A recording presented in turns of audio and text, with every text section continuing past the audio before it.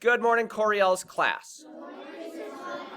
Today we finished 6.6 nets and surface area. Can you identify the net of a 3D figure? Yes.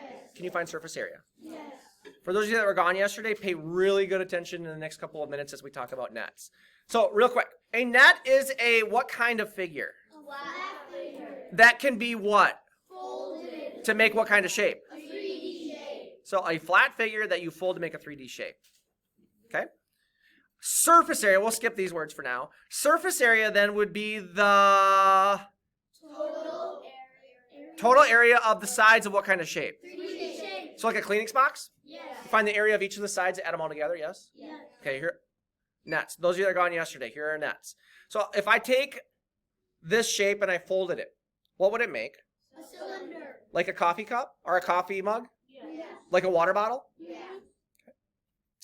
If I took my coffee cup or your water bottle and like flattened it, it would look like this, wouldn't it? Yes.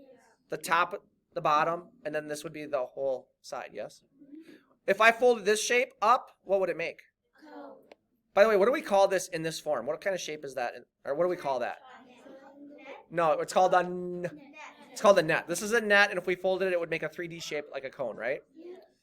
Is this a net right here? Yes. If I folded it up, what would it make? Cube. Or a Kleenex box, right? Yes. Would this also make a Kleenex box? Yes. Yeah, we got the long Kleenex boxes, and we got the cube ones, right? Yes. Does that make sense? Yes. So if you take a 3D shape and flatten it, it would look like this. If you took a 3D or a flattened or a net and folded it, it would make a 3D shape, yes? Yeah. Surface area. In order to find surface area, you must find the area of each, Side. also known as a face, right? And then what do we do with all those faces? All sides together. You add them all together, right? Yes. Okay, so here we go. This is a rectangular prism, true or false? True. How many faces does a rectangular prism have? 6. Okay, wait. 1, right? 2, so front and back. 3, and then the bottom is 4, right? And then we got 5 and 6. Okay, question. If I wanted to find the area of just the front of this Kleenex box, what would be my dimensions? 6 times 7. So 6 times 7 right there? Yeah. What about the back? What are the dimensions of the back? 6 times 7. So I wrote 6 times 7 in my plug-in again, right? Yeah. What about the top? What are my dimensions of the top rectangle? 6 times 3. So 6 and 3? Yeah. Like right there? Yeah. What about the bottom? 6 times 3. Like right there? Yeah. Okay, what about the the side piece here? 3 times 7. 3 times, and this is 7, right? Yeah.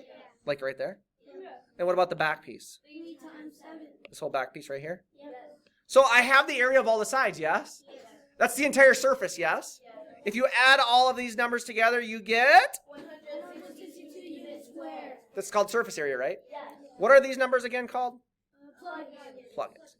Okay, so number 13 is the same, except for this one, my strategy was to take the 3D shape, and I literally took all of the pieces and I broke them out. So it has 2 triangles, yes or no? Yes. So we have a triangle right here and a triangle back here, right? Yeah.